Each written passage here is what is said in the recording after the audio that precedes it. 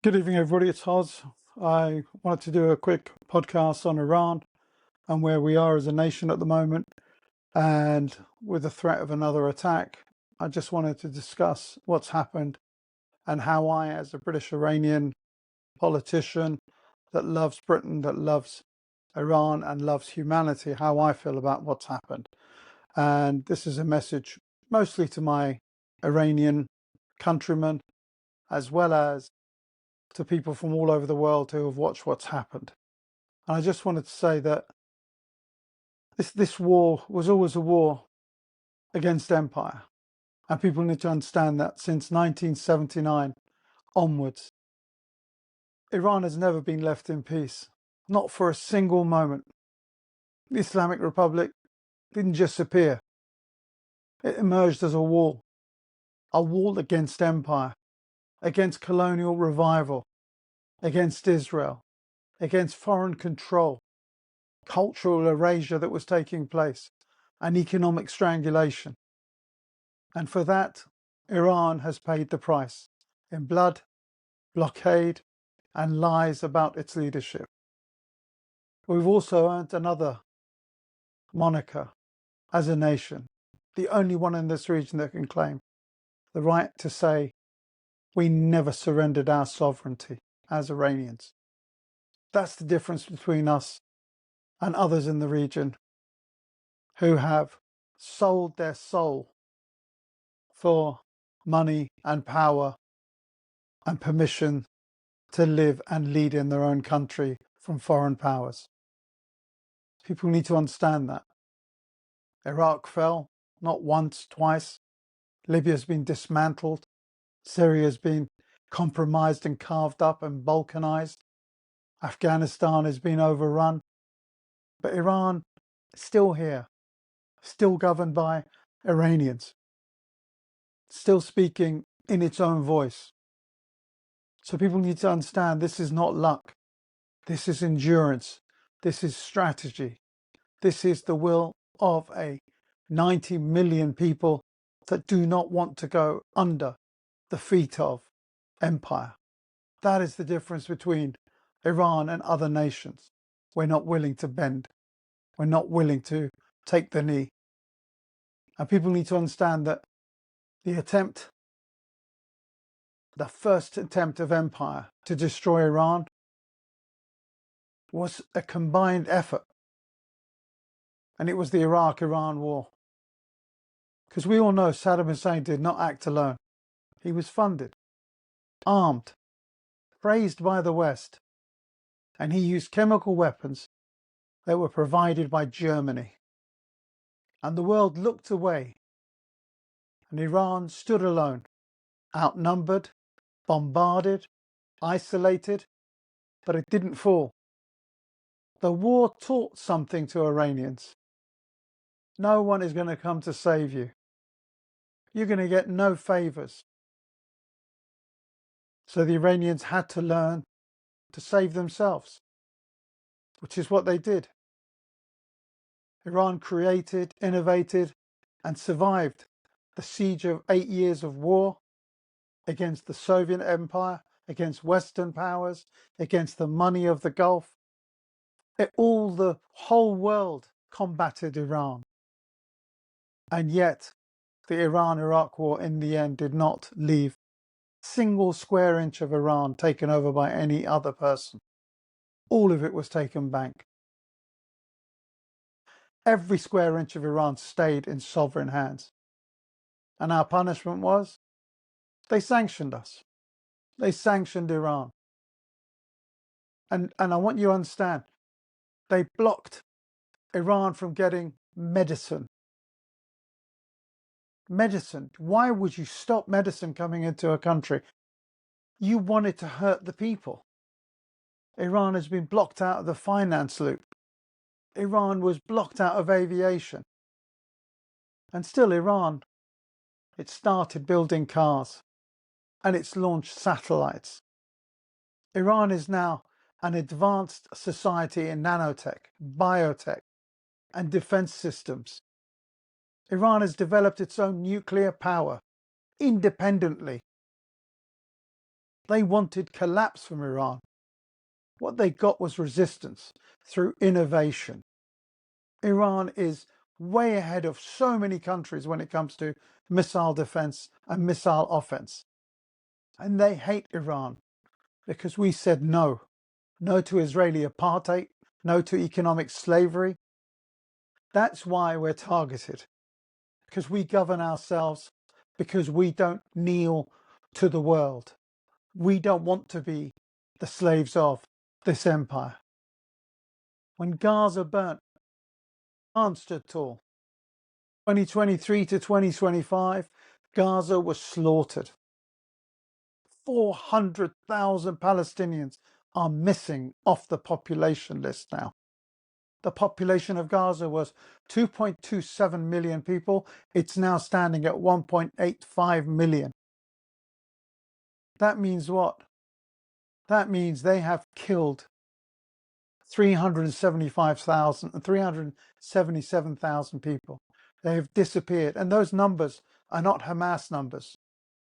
That's the mathematics of Palestinians getting moved from one part of Gaza to another part of Gaza and being counted off by the IDF. All of this will come out. And Iran stood by the Palestinian people. The Arab League, they held meetings. The West just sent more weapons to replenish the murder cycle that Israel had. And it was only Iran that stood in active resistance. They provided weapons, they provided and supported logistics, and they spoke out unequivocally that this is wrong what you're doing. And people who sit there and say about Shia and Sunnah, this isn't about sect. This is about the psyche and our consciousness as Iranians. Iranians can't sit idly by and watch this slaughter. I have been sick to my back teeth with everything that I've noticed and seen. I can't understand how politicians in the West are not able to see the world through the eyes that I am looking at. How are you able to watch the slaughter of people in 4K and you do nothing other than give platitudes of Israel has the right to defend itself? Even now, at the death in July, the people in Gaza are getting murdered while trying to get food. Iran is not going to stop the resistance against this empire. Iranians will never abandon Gaza, Lebanon, Yemen, Iraq, and Syria, inshallah. And Syria as well, inshallah. I want people to understand that the sanctions, in my opinion, on Iran have been nothing but terrorism. Through them, they blocked cancer drugs coming in. Can you tell me why you would stop cancer drugs coming in? Other than actual vindictiveness, other than viciousness, other than wanting to inflict pain. The people of Iran chose their own way forward as a nation of some 90 million people. You've blocked their bank payments. You've blocked food imports. They've blocked Iran in any way they can. And yet, Iran didn't collapse. Iran adapted. Iran built. This isn't just survival. This is strategic independence that has been born out of your sanctions regimes. This is what you have done in the West. You've decided to do this to a nation and you've made us grow. To punish our nation, it's given us nothing than the will to resist. This is the legacy of all of your sanctions imposed on Iran. That's a nation that's been built of its own people, by its own people, without outside influencer interfering. A uniquely Iranian project. A people that have been moving heaven and earth to keep their independence and to help others in the region to do exactly the same. That is why they don't like us. That is the reason why Iran is not welcome. And they decided to kill Hajj Qasem Soleimani. They wanted to bring humiliation to Iran.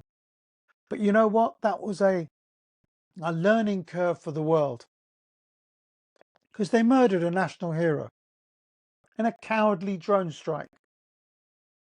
But Iran didn't whimper. Iran launched missiles at the Ain al-Assad Air Force Base, an American one. And the US was hit.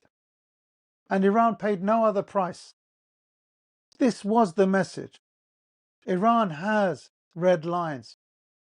And if you cross them, you'll pay. And when Israel bombed Iranian soil, maybe they expected silence. Maybe they thought this was Lebanon. Maybe they thought this was Yemen. Maybe they thought this was Syria. Maybe they thought this was Iraq. Saying that though, Yemenis, I love you for everything you've done. You have never ever surrendered. And Hezbollah, what they did in defense of Lebanon, I have nothing but admiration for the resistance that you've shown against a foreign invader that invaded your country. I can't say more than that because Hezbollah is a prescribed terrorist organization according to the UK government. I'll leave it as that. Anyway, I just, basically, Iran is not the same as these places. And what's happened is that Iran has written the new rules, and history has been rewritten. One missile at a time. One missile that crashed through the iron hole that you've got. The Iranian missile system struck deep into your military infrastructure. It's damaged you. It's global humiliation for you. No one's going to want to buy the Iron Dome. No one in living today in Israel's history has done to them what Iran did in 12 days and nights. It's shaken the illusion of invincibility that you've got about yourself. You think you're invincible. Well, the Palestinians made sure that you're not invincible and have proven that fact. With the way till today, they are still killing your soldiers. Your Iron Dome is gone. Your David Sling is gone. Your Arrow 139, THAAD, all of them unable to stop. And now you're scrambling not to fight back because you asked for a ceasefire. And now you're covering it up. You've brought in legislation, Israel, to cover your losses. You've threatened journalists, censored footage. You've blocked satellite imagery. You're hiding the truth. Because people, you need to understand what really happened. There are 21 strategic strikes that were hit by Iran. This has all been admitted to on their own TV channels, where they've turned around and said, Iran hit a lot of places. I'm going to go through the list of them. The Military Intelligence HQ of the Spy Network Hub, hit. The Rafael Defense Facility, Operational HQ for the Iron Dome, hit. Mossad HQ, hit. Ben Gurion Airport, hit. The Chip Zones, Kiryat Gat, hit. Tel Aviv Stock Exchange, hit. The Weizmann Institute Biotech Research, hit. Ramon Air Base, Northern Air Command, hit. Microsoft Delta Center Digital Infrastructure, hit. Tel Nof Air Force Base, the nuclear-capable jet, hit. Nevatim Air Base, F-35s, hit. Of the Air Base, Elite Pilot Training Center, hit. Palmachin drones and missile tests, hit. Al Jalil Base, a strategic outpost, hit. Ministry of Defense HQ, your military command center, hit. Your Defense Ministry CNC, your command and control, your top brass, hit. Al Haifa Bay Chemicals, fuel lines, Haifa Oil Refinery, Haifa Power Plant, Haifa Port of Haifa, Trade Naval Hub, Each one of these strikes hit a different nerve.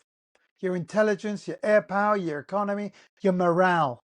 And for the first time, it wasn't Israel writing the rules. It was someone else. And that someone else was Iran. You had decided to attack Iran unprovoked, thinking to yourself that Iran is going to collapse. They will not want to fight back because they're going to be scared of us.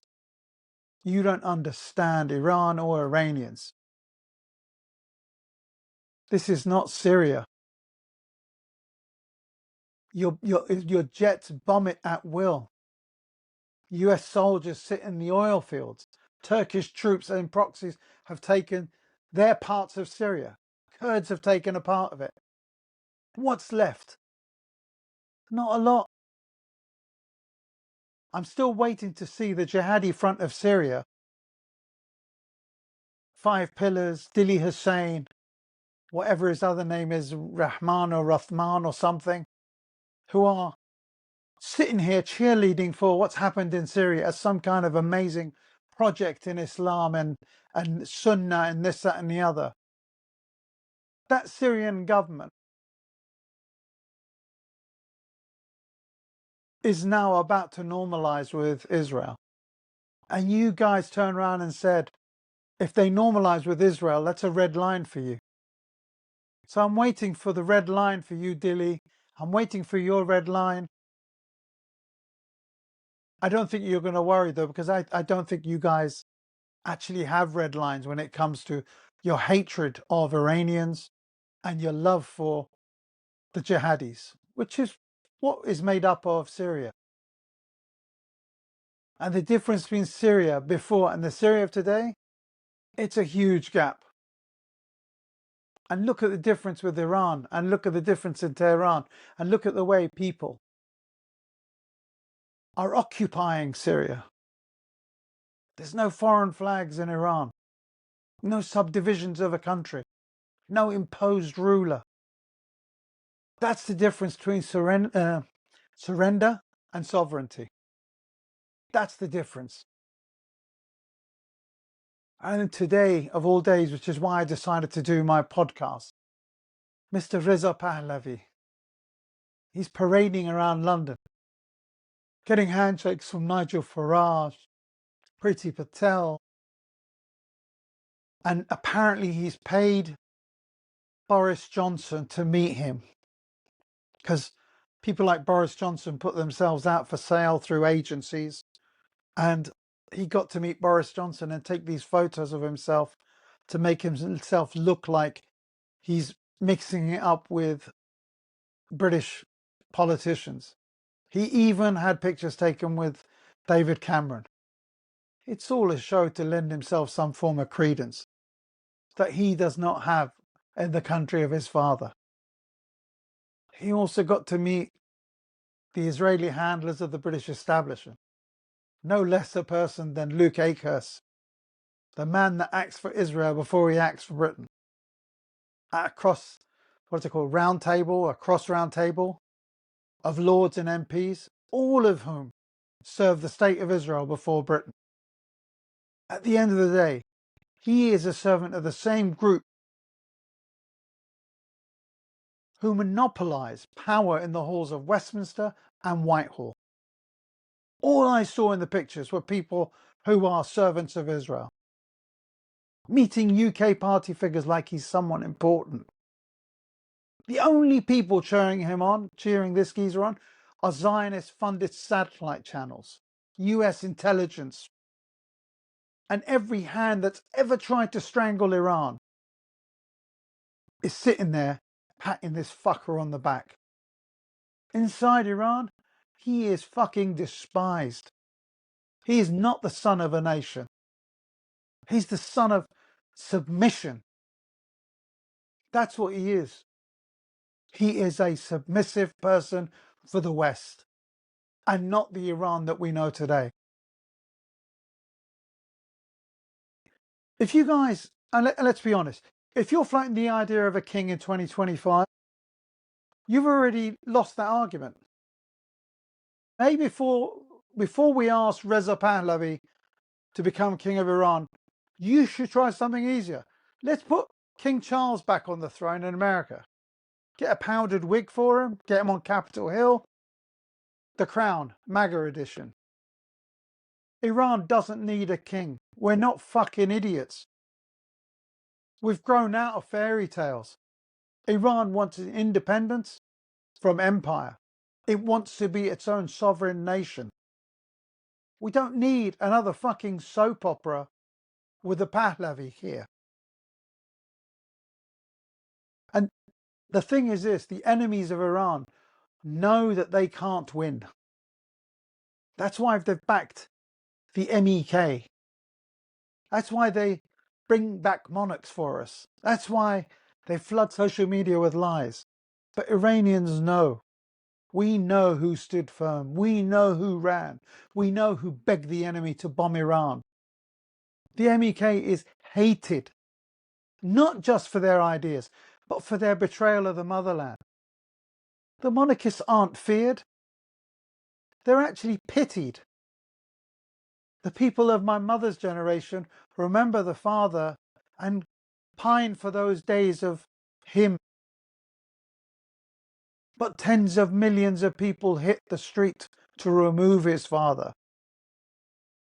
And this family lost Iran. And they're never ever going to get it again. They're a lost organization that has roots today in intelligence agencies and an Israeli overreach project. If they think Iran is another Syria, they're out of their minds. I just don't understand how Americans who voted in their millions against war, and I want to speak plainly to the American people, you didn't ask for this. You didn't ask to go to war for Israel. In fact, you can say that the people that voted for Donald Trump explicitly have voted for him because he's not going to lead them into another war. He is the peace president. They don't want to go to war to save Israel, on behalf of Israel, and the madness that Israel has brought on itself and the region.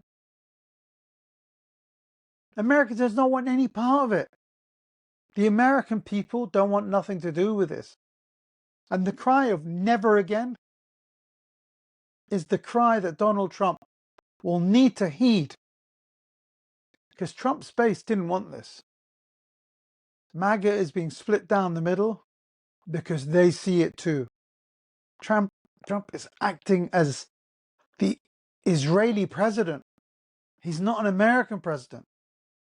What does that tell you about who really runs the show in Washington?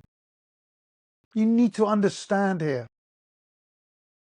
And the reason I say to you that you're never ever going to win Iran over, because you don't comprehend the idea of Imam Hussain.